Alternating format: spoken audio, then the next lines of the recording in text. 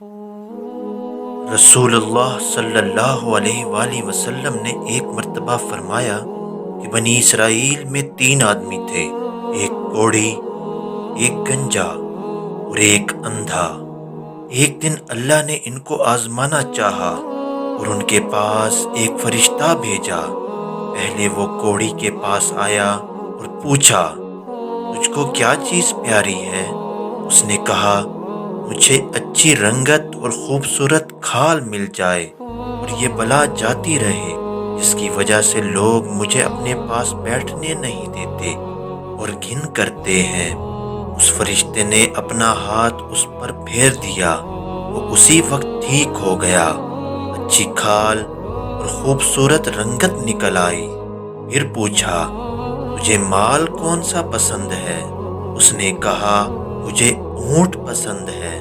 اس فرشتے نے ایک گابن اونٹنی اس کو دے دی اور کہا، اللہ اس میں برکت دے۔ پھر گنجے کے پاس پہنچا اور پوچھا، تجھ کو کیا چیز پیاری ہے؟ اس نے کہا، میری خواہش ہے کہ میرے اچھے اچھے بال نکل آئیں، کیونکہ اس کی وجہ سے لوگ مجھے پسند نہیں کرتے اور اپنے پاس بیٹھنے نہیں دیتے، بس یہ بلا مجھ سے دور ہو جائے۔ فرشتے نے اس کے سر پر ہاتھ پھیرا تو اس کے اچھے اچھے بال نکل آئے، بہت خوش ہوا۔ پھر فرشتے نے پوچھا، تجھے مال کون سا پسند ہے؟ اس نے کہا، مجھے گائے پسند ہے۔ تو فرشتے نے اسے ایک گابن گائے دے دی اور دعا کی، اللہ اس میں برکت عطا فرمائے۔ فرشتہ پھر اندھے کے پاس پہنچا اور پوچھا کہ تجھے کیا چاہیے؟ اس نے کہا، مجھے اگر آنکھیں مل جائیں تو میں لوگوں کو دیکھ سکوں۔ فرشتے نے اس کی آنکھوں پر ہاتھ پھیرا تو وہ ٹھیک ہو گئیں، وہ بہت خوش ہوا۔ پھر فرشتے نے پوچھا، تجھے مال کون سا پسند ہے؟ اس شخص نے کہا، مجھے بکریاں پسند ہیں۔ تو فرشتے نے اس کو ایک گابن بکری دے دی اور کہا، اللہ برکت دے۔ یہ کہہ کر فرشتہ غائب ہو گیا۔ تینوں جانوروں نے خوب بچے دیے اور تھوڑے ہی دنوں میں وہ تینوں خوشحال ہو گئے۔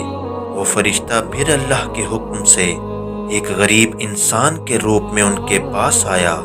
پہلے وہ کوڑی کے در پر گیا اور کہا، میں ایک مسکین ہوں، میرا سب کچھ لٹ گیا ہے، میرا اپنے گھر تک پہنچنے کا کوئی ذریعہ نہیں، ایک اللہ اور دوسرا تیرا آسرا ہے۔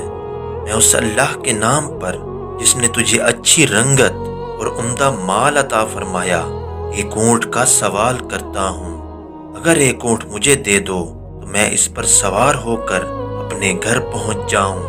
اس شخص نے کہا، چل، تجھے دینے کے لیے میرے پاس گنجائش نہیں ہے۔ فرشتہ اس سے مخاطب ہوا، شاید میں تجھ کو جانتا ہوں، کیا تم پہلے کوڑی نہیں تھے؟